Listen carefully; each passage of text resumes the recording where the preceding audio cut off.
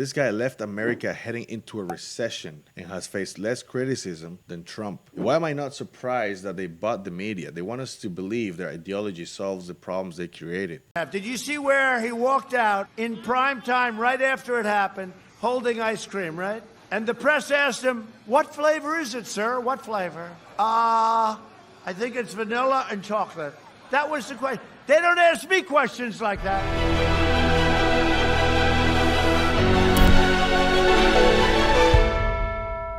Look, socialism sounds amazing in theory, right? Free healthcare, free education, everyone living equally. It all seems perfect, but here's where things start to fall apart. You can promise free stuff, but nothing's ever really truly free. Someone has to pay for it. In the end, it's usually just the regular people who pay for it by losing their freedoms, their wealth, and their choices.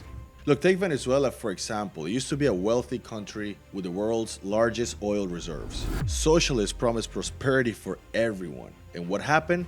Hyperinflation, food shortages, and millions fleeing the country. Things can go south so fast when the government controls everything from businesses to resources. It's not just about bad management, it's about a system that eliminates personal choice, competition, motivation, and when people lose their drive to innovate or work hard, everything comes to a standstill. Now, why is socialism doomed to failure? Imagine you discover the cure for cancer, but the government insists you give it away for free. Would you really put all that effort and dedication without expecting anything in return? What about all the time and money you put into your research? It's not about being selfish. Your family needs to eat too, and if you're gonna work for free, you'll probably prefer to do something that rewards you better, right? So that means that nobody would work for the cure. In a free society, you can chart your own course. You can start a business, switch careers, and earn based on your income. You work more hours, you earn more money. You have more skills, well, you make more cash. Sure, no system is perfect. Corruption and despotism are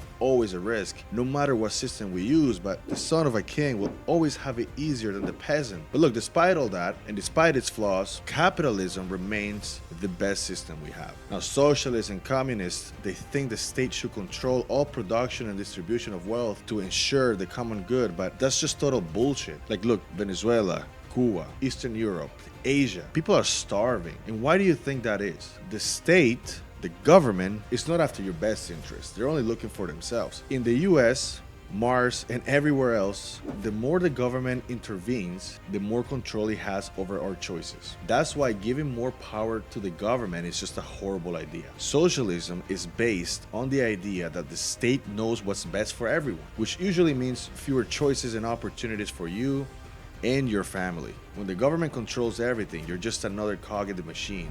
You don't get to decide, you get told. Some argue that socialism is morally superior or that it's about helping the poor and vulnerable, but here's the catch. Socialism doesn't create new wealth. It redistributes existing wealth while slowly destroying the engine that creates it. Look, let's say a person earns $200 a day and the other person earns nothing. The state decides to give half of the $200 earner's money to the $0 earner, so now they both end with $100. Now, this just makes people less motivated to work and more reliant on the state.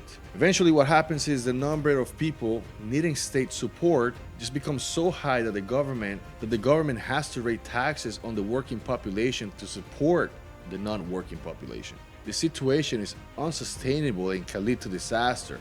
Look, in some countries, it's already a major problem. And this is why the government and the media don't want you to know. Let's not go that far. Let's go to Argentina and why socialism ruined this country. In 2022, over half of Argentinians received social assistance from the state. And many of these people never work a day in their lives.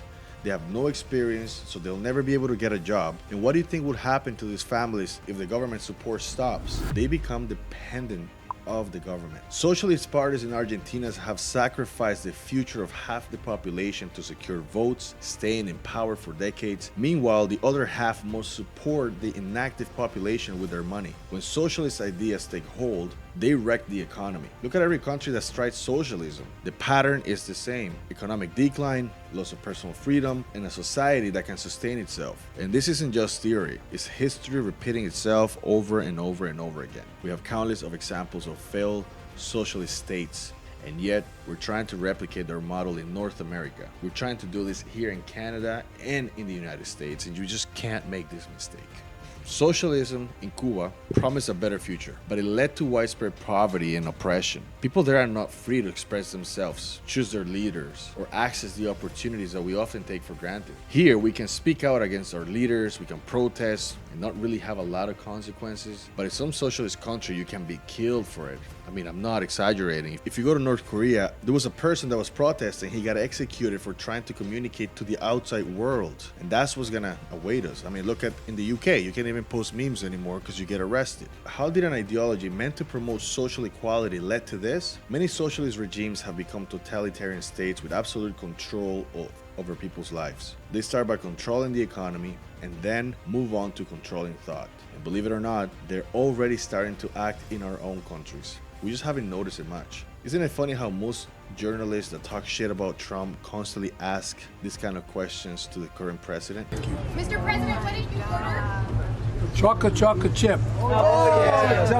This guy left America heading into a recession and has faced less criticism than Trump. And why am I not surprised that they bought the media? They want us to believe their ideology solves the problems they created. Did you see where he walked out in prime time right after it happened, holding ice cream, right? And the press asked him, "What flavor is it, sir? What flavor?" I think it's vanilla and chocolate. That was the question. They don't ask me questions like that. I see Joe Biden giving softball after softball. I've seen all of his interviews. He's never been asked a question that's hard. Okay, but forget him for a minute. No, but you start with me. You're president. Excuse me, Leslie, you started with me. Your first statement was, "Are you ready for tough questions?" That's no way to talk. These people are in the business of selling lies. They get paid to support Democratic candidates. But I'm not saying that Republicans are perfect, but at least they don't push a system that's led to economic failure and human rights abuses. Before you start hating in the comments, ask anyone who survived the Soviet Union if they want to go back. Some people in Ukraine had to eat rats, dogs, and even their children to survive in the 1932 to 1933 famine. That's just tragic. The more I think about it, the more I realize that only people who've never lived under socialism defend it. Millions of Latinos immigrate to the first world countries every year to live like we do. So why are we trying to adopt the same political and economic theories that drove them to leave? It just doesn't make any sense. I could list failed socialist states like Albania, Zimbabwe, and make a 2-hour video explaining why socialism sucks, but there will still be people that can't see that. And I can't blame it because it's what the teachers, the parents, mainstream media, that's what they've been taught. But I'm not giving up hope.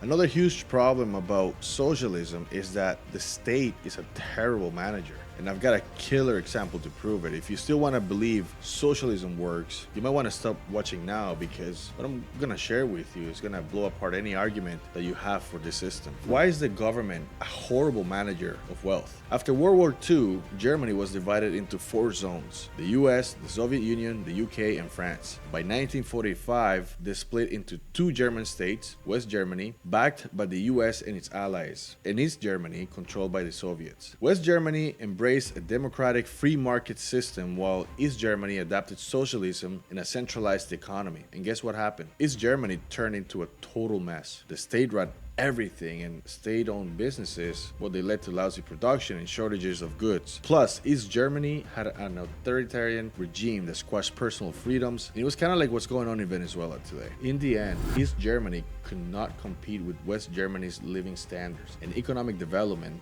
which led to the fall of Berlin Wall. Let me repeat that. Half the country went socialist and ended up living worse than the half that embraced freedom. Now, which system you think turned out better? I mean, why do you think Texas and Florida are better off than California right now? We've gotten so much evidence showing why socialism is a terrible idea that we shouldn't even have to debate it, but we must do it after all, because those who cannot remember the past are condemned to repeat it. So, what is your take on socialism, and why do you think people still defend it? Like, why do people want that? when we've seen how bad it can go. If you like this kind of videos, I like to make this thought-provoking videos because obviously I'm interested in them, but I also want to start a conversation. As a Latino immigrant in North America, I do have a little bit more context, and I see that a lot of people defend these ideas and these ideologies, but they really don't have any context of how bad it can get. And I wish, if you're thinking about voting for Trudeau or voting for Kamala Harris, I wish you go and lived in Venezuela for 6 months, go live in Cuba for like 6 months, go to North Korea and see if you will come back and you want this kind of life. You would not be voting for any of those two. All right, hope you like the video. I'll see you next time.